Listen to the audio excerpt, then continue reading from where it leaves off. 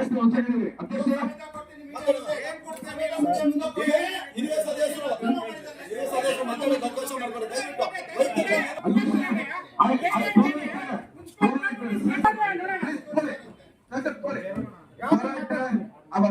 ಉಪಾಧ್ಯಕ್ಷ ಏನ್ ಬಗ್ಗೆ ಬಜೆಟ್ ಏನು ಓದ್ತಾ ಇದ್ದೀರಾ? ಜೀವನ ಮಾಡ್ತಾ ಇದ್ವಿ, ನಮ್ಗೊಂದು ಅಂಗಡಿ ಬೇಕು ಸರ್ ಅಂತ ಕೇಳಿದ್ದಕ್ಕೆ ಅವ್ರು ಏನ್ ಹೇಳಿದ್ದಾರೆ ಗೊತ್ತಾ? ನೀವು ಬೀದಿಯಲ್ಲಿ ವ್ಯಾಪಾರ ಮಾಡ್ತಾ ಇದ್ರೆ ನಿಮ್ ತಾಯಿ ಇದ್ದಾರ, ನಿಮ್ ತಾಯಿ ಹತ್ರ ಎಷ್ಟು ಇದು ಕೆಸರು ಬಿಟ್ಟಿಗೆ ತಗೊಂಡ್ಬನ್ನಿ, ನೀವು ನಿಮ್ಗೆ ಅಂಗಡಿ ಬೇಡ, ಅಲ್ಲೇ ನಿಮ್ಗೆ ತಿರುಗಿ ಇಷ್ಟ ಅಂತ ನಾನು ಕೊಡ್ತೀನಿ, ದುಡ್ಡಿರೋರ್ಗೆ ಅಂಗಡಿ ಕೊಡ್ಸೋದು, ದುಡ್ಡಿಲ್ದಿರೋರ್ಗೆ ಬೀದಿಯಲ್ಲಿ ವ್ಯಾಪಾರ ಮಾಡಿಸೋದು. ಇಂತ ನ್ಯಾಯ ಮಾಡ್ತಾರೆ ಅವರು. ಒಬ್ಬ ಸದಸ್ಯರಾಗಿದ್ದಾರೆ, ಅಳುಗು ಸದಸ್ಯರು, ಸೀನಿಯರ್ ಸದಸ್ಯರು ಅವರು, ರಫೀಕ್ ಮಿಸ್ಟರ್ ರಫೀಕ್ ಅವರು ಈ ತರ ಬಡವರಿಗೆ ಅನ್ಯಾಯ ಮಾಡಿದ್ದಾರೆ. ವಿಚಾರ ಮಾತಾಡಿ, ಅನ್ಯಾಯ ಮಾಡಿದ್ದಾರೆ ಹೇಳ್ತಾ ಇದ್ದೀವಿ. ಒಬ್ಬ ಸೀನಿಯರ್ ಸದಸ್ಯರು ಈ ತರ ಅನ್ಯಾಯ ಮಾಡಿದ್ದಾರೆ. ಯಾಕಂದ್ರೆ ಇವಾಗ ನಮ್ಮ ನಗರಸಭೆಗೆ ಆಧಿಕ ಬರಬೇಕು, ನಗರಸಭೆ ಆಧಿಕ ಬಂದದ್ದು ಯಾಕೆ ಸ್ವಾಮಿ ಅನ್ಯಾಯ ಮಾಡ್ತಾ ಇದ್ರು ಅಂತ ಎಲ್ಲ ಸದಸ್ಯರು ಮನವಿ ಮಾಡ್ತೀನಿ. ವಿಚಾರ ಮಾತಾಡಿದ್ರೆ ಪ್ರತಿಯೊಬ್ಬರಿಗೂ ಚರ್ಚೆ ಮಾಡಬೇಕು. ಈ ತರ ಎಸ್ಸಿ ಅನ್ಯಾಯ ಮಾಡಬಹುದಂತಾವು ಯಾರು ಎಸ್ ಟಿ ಯಾರಿದ್ದಾರೆ ಸಮಯ ನೀವು ಎಷ್ಟು ಅಂಗಡಿಗಳು ಕೊಟ್ಟಿದ್ದೀರಾ? ಯಾರಿದ್ದಾರೆ? ಒಬ್ರು ಒಬ್ಬರಿಂದ ಕೊಟ್ಟಿದ್ದೀರಾ ಸ್ವಾಮಿ? ತಾವು ಒಂದು ಅಂಗಡಿಯಲ್ಲಿ ಯಾರನ್ನ ಜೀವನ ಮಾಡ್ತಾ ಇದ್ದಾರಾ, ವ್ಯಾಪಾರ ಮಾಡ್ತಾ ಇದ್ದಾರಾ? ಬನ್ನಿ ಪರಿಶೀಲನೆ ಮಾಡೋಣ ಬನ್ನಿ.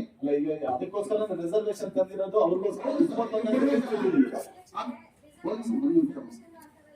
ಒಂದು ಮಾತು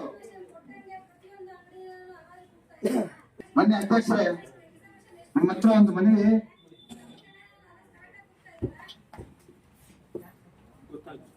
ನಮ್ಗೆ ಹೇಳ್ತೀರಲ್ವಾ ಹರಾಜಿಗೆ ಆಮೇಲೆ ಬಂದ್ಬಿಟ್ಟು ಮುಂದಿಡಿದೀರಾ ಅಂತ ಬಿಟ್ಟು ಮೀಡಿಯಾಗ ಹೇಳ್ತೀರಾ. ಆ ವಿಷಯನ ಪ್ರತಿಯೊಂದು ಸದಸ್ಯರಿಗೂ ನೀವು ಸಭೆಯನ್ನು ಕಳಿಸಿದ್ದೀರಾ ಅಧ್ಯಕ್ಷರೇ? ಎಲ್ಲರಿಗೂ ತಿಳಿಸ್ಬೇಕಲ್ವಾ? ಅವರು ತಿಳಿಸಿದ್ರೆ ನಾಗರಿಕರಿಗೆ ಅವರು ಹೇಳೋದು. ನೀವು ಏನು ತಿಳಿಸಿರಲ್ಲ. ಮತ್ತೆ ಇನ್ನೊಂದು ವಿಚಾರ ಏನಂತ ಹೇಳಿದ್ರೆ, ಎಸ್ಸಿ ಎಸ್ಟಿ ಅವ್ರಿಗೆ ಯಾಕೆ ನೀವು ಅನ್ಯಾಯ ಮಾಡ್ತಾ ಇರೋದು? ಯಾಕೆ ಎಸ್ಸಿ ಎಸ್ಟಿ ಅವ್ರು ಬದುಕುವಾಗ ನಗರಸಭೆಗೆ ಅವರು ಅವ್ರ ಕಡೆಯಿಂದ ನಾವು ಬರೋದಿಲ್ವಾ? ತಡೆ ಹಿಡಿಯೋದಕ್ಕಿಂತ ಮುಂಚೆ ಅಟ್ಲೀಸ್ಟ್ ನಮ್ಮ ಸದಸ್ಯರು ಅಂತ ನಾವು ಇದೀವಲ್ಲ, ನಮ್ಮ ಎಸ್ಸಿ ಎಸ್ಟಿ ಅವರು ಎಷ್ಟೋ ಜನ ಅಲ್ಲಿ ಅಂಗಡಿ ಮಳಿಗೆಗಳಿಗೆ ಹರಾಜು ಹೋಗೋದಕ್ಕೆ ರೆಡಿ ಇರ್ತಾರೆ. ನೀವು ಏನಾದ್ರು ಒಂದು ಮಾಡ್ಬಿಟ್ಟು ಅದನ್ನ ಮುಂದೂಡ್ಬಿಡ್ತೀರಾ.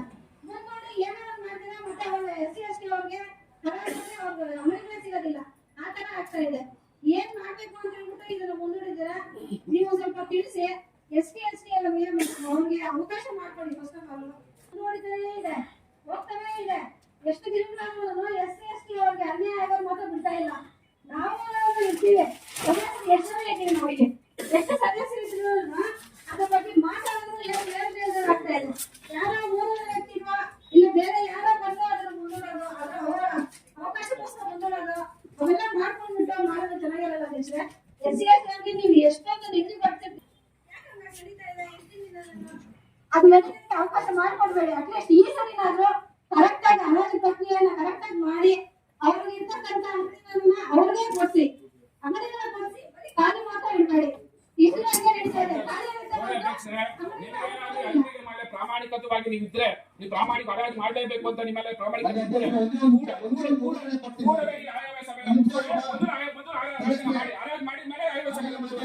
ಆಯವ್ಯಯಕ್ಕೆ ಸಭೆ ಮಾಡಿಬಿಟ್ಟು ಅಧಿಕಾರಿಗಳು ನಡ್ಸ್ಕೊಂಡು ಹೋಗ್ತಾ ಇರ್ತಾರೆ. ಅದನ್ನ ಯಾಕೆ ಮೂಲೆ ಮುಚ್ಚಿಬಿಟ್ಬಿಟ್ಟು ಅಧಿಕಾರಿ ಏನಿಬೇಕು ವ್ಯವಸ್ಥೆ ಮಾಡಿ ಅಂಗಡಿಗಳಿಗೆ ಇಂಡೈರೆಕ್ಟ್ ಆಗಿ ನೀವು ಸಪೋರ್ಟ್ ಮಾಡಿದ್ರೆ ಆಗುತ್ತೆ. ಯಾವ ಮಂಡನೆ ಮಾಡಿದ್ರೆ ಇದನ್ನ ನಿಮ್ಗೆ ಪ್ರಾಮಾಣಿಕತೆ ಇದ್ರೆ ನೀವೇನು ಓದಿದ್ರು ಅದನ್ನ ಮಾಡ್ಲೇಬೇಕು ಅಂತಿದ್ರೆ ಯಾವ್ಯಾವ ಮುಂದೂಡಿ.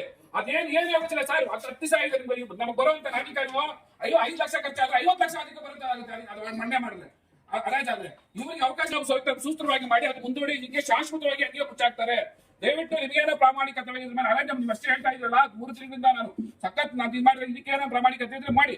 ನಿಮ್ ಒಂದೇ ಮನಸ್ಸಿಂದ ಎಲ್ಲ ನಿಮ್ಗೆ ಯಾರು ಇದಕ್ಕೆ ಯಾರು ಇರೋದೇ ಇಲ್ಲ ಅಂತ ಇದ್ದಾರೆ ಉಪಾಧ್ಯಕ್ಷರು. ಯಾಕಿಲ್ಲ ಇರೋದ ತೋರಿಸಿ ವ್ಯಕ್ತಪಡಿಸಿ ಮಾಡಿ. ಯಾರು ಇದಕ್ಕೆ ಬೆಂಬಲ ಕೊಟ್ಟಿಲ್ಲ ಗೊತ್ತಾಗುತ್ತಲ್ಲ ಯಾರು ಕೊಡ್ತಾರೆ ಯಾರು ಕೊಟ್ಟಿಲ್ಲ ಅಂತ ಮಾಡಿ.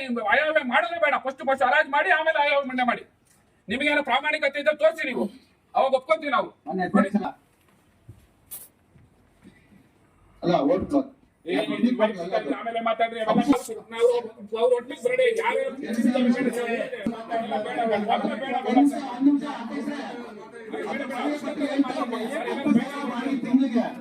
ಅದು 1.5 ಆಮೇಲೆ ಗೊತ್ತಿರೋದು ಸರ್, ನಿಮ್ಮ ಶಾಸನ ತಿಂಗಳು ಅವ್ರ ಮನೆ ಹೋಗುತ್ತೆ. ಇದೆಲ್ಲ ಮಾಡ್ಬೋದಾ?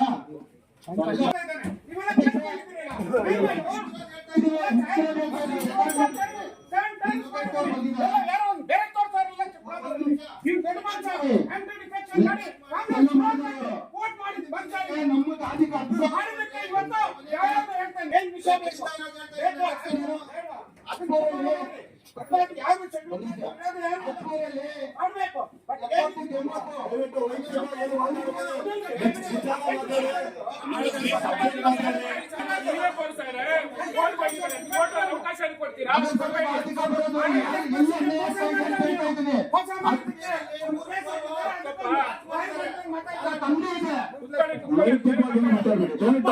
ನಗರಸಭೆ ಆಸ್ತಿ ಅದು ನಗರಸಭೆ ಸೊತ್ತು ಅವರು ಎತ್ಕೊಂಡು ಹೋಗ್ತಾ ಇರೋದು. ಯಾಕೊಂಡು ಇರಿ ಸ್ವಾಮಿ, ಯಾಕೆ ನೀವು ಕೂತ್ಕೊಂತೀರಾ? ಇರಿ.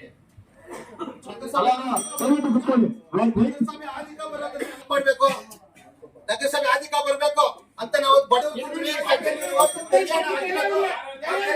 ಎತ್ಕೊಂಡು ಸೂಟ್ ಬರ್ತಾ ಇದ್ದಾರೆ.